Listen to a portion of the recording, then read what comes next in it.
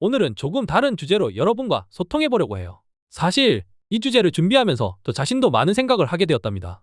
우리 모두의 삶에서 누구도 피할 수 없는, 그러나 종종 무시당하거나 간과되기 쉬운 건강에 대한 이야기죠. 건강이 최고야 라는 말을 우리는 얼마나 자주 듣고 또 얼마나 진심으로 그 말을 받아들이고 있을까요?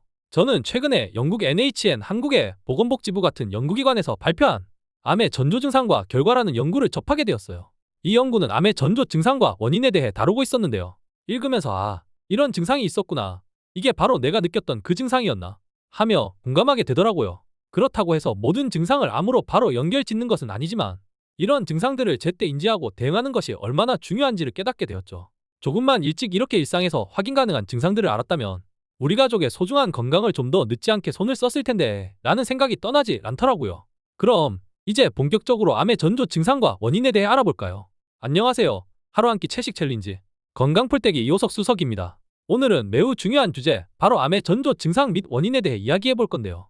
듣기만 해도 무시무시한 병암입니다. 22년 통계청에 따르면 우리나라 사망원인 1위가 암입니다. 이는 전체 사망자의 26%되며 한 해 암으로 유명을 달리하신 분들이 82,688명으로 인구 10만 명당 161명으로 역대 최고치입니다. 특히 영국 NHS 한국의 보건복지부 같은 기관에서 발표한 자료에는 암은 종류만 해도 200여 가지가 넘을 정도로 많고 각 암의 종류별로 나타나는 증상과 치료법들이 다양하다고 합니다. 하지만 이 다양한 암의 종류가 있지만 공통적으로 나타나는 증상과 우리 몸에 보내는 신호들이 있다고 하는데요. 오늘 이 시간에는 왜 이런 증상들이 나타나는지, 그리고 우리가 어떻게 대응해야 하는지에 대해 알아보도록 하겠습니다.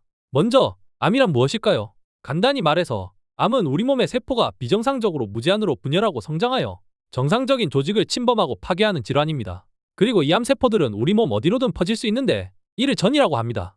현대의학으로도 완벽한 치료제가 아직 없기는 합니다만 그래도 예전보다 많은 성과가 있었고 초기에만 발견되더라도 예후가 굉장히 좋아지고 있습니다. 그럼 암의 전조 증상에는 어떤 것들이 있을까요? 여기서 주목해야 할 포인트는 이 증상들이 꼭 암 때문만은 아니라는 거예요. 하지만 이런 증상들이 지속적으로 나타난다면 전문가의 진단을 받아보는 것이 좋습니다. 첫 번째는 일상에서의 극심한 피로입니다. 정상적인 식사와 휴식을 취하는데도 몸이 지속적으로 피곤하다라고 느끼실 때 도대체 어느 정도로 피곤해야 되느냐는 겪어본 사람만 아실 텐데 아침에 그냥 일어나지도 못할 정도로 피곤할 경우입니다. 이러다 죽을 수도 있겠다라고 느낄 경우가 있습니다. 암 관련 피로는 종양에 의한 염증 반응, 호르몬 변화, 치료 부작용, 심리적 스트레스 등 다양한 요인에 의해 발생할 수 있습니다. 특히 종양이 생성하는 염증성 사이토카인은 중추신경계에 영향을 미쳐 피로감을 유발할 수 있습니다.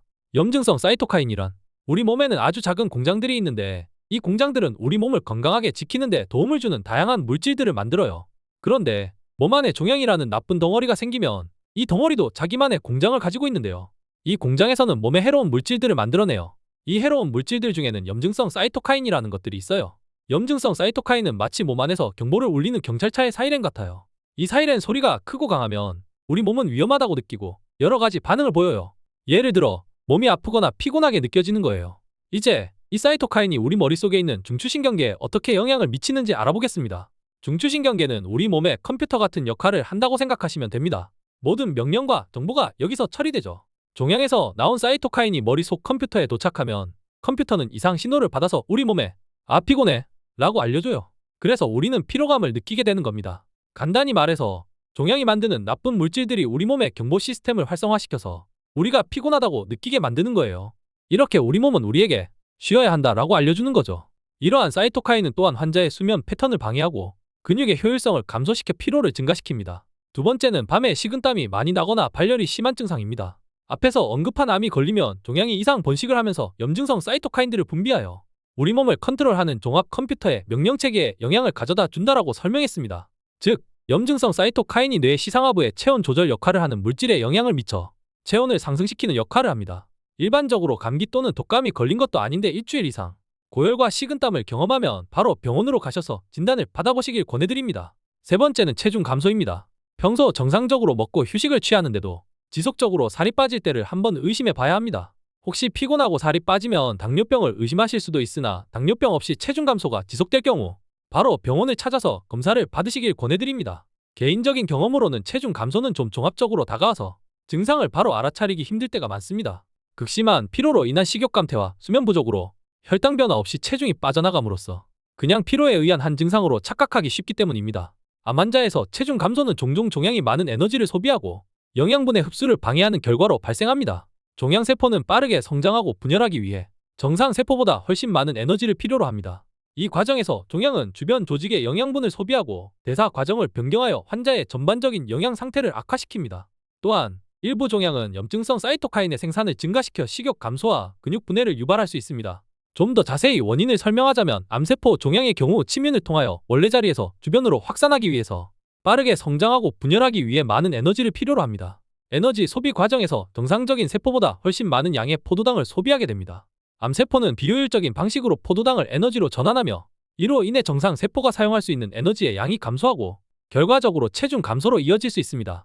암은 식욕을 감소시키는 사이토카인과 같은 염증성 물질의 분비를 촉진시킴으로써 식욕 감소와 영양분 흡수 장애 증상이 나타나는 원인이 됩니다. 또한 위암의 경우 직접적으로 음식물의 섭취나 영양분의 흡수를 방해할 수 있습니다. 이러한 식욕 부진과 영양분 흡수 장애는 체중 감소로 이어집니다.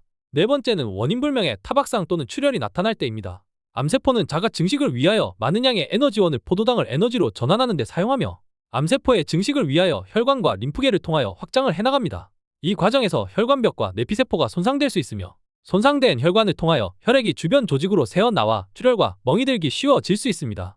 출혈의 형태도 다양하며 코피, 혈뇨, 혈변, 피부로도 나올 수 있습니다. 예를 들어 위암은 위벽을 침범하여 소화기 출혈을 일으킬 수 있습니다. 이러한 출혈은 종양이 혈관을 직접 손상시키거나 혈액 응고 과정에 영향을 미쳐 발생합니다.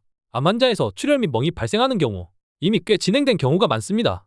이러한 증상을 경험하는 암 환자는 적절한 진단과 치료를 위해 의심되는 즉시 의료 전문가와 상의하는 것이 중요합니다. 다섯 번째는 비정상적으로 멍을 또는 혹이 만져질 때입니다. 암세포의 비정상적인 증식으로 인해 몸의 어느 부위에서든 덩어리나 종양이 형성될 수 있습니다. 이는 암세포가 주변 조직을 침범하고 정상 세포보다 빠르게 성장하며 자체적인 혈관 네트워크를 형성하기 때문에 발생합니다. 이 과정에서 종양은 주변 조직을 압박하고 기능을 방해하여 멍울이나 종양의 형태로 나타납니다. 형태를 보면 대장암의 경우 복부 쪽에 발견되고 유방암인 경우 유방이나 주변의 겨드랑이 쪽에 만져집니다. 일단 몸쪽에 멍울이가 잡히거나 느껴지실 때에는 위험한 신호 또는 안 좋은 신호일 수 있사오니 발견 즉시 꼭 병원으로 최대한 빨리 검사를 받아보시길 권해드립니다. 지금 생각해보면 개인적 경험으로는 이러한 현상들이 복합적으로 나타났던 것 같습니다. 첫 번째는 피로감이 너무너무 심했습니다.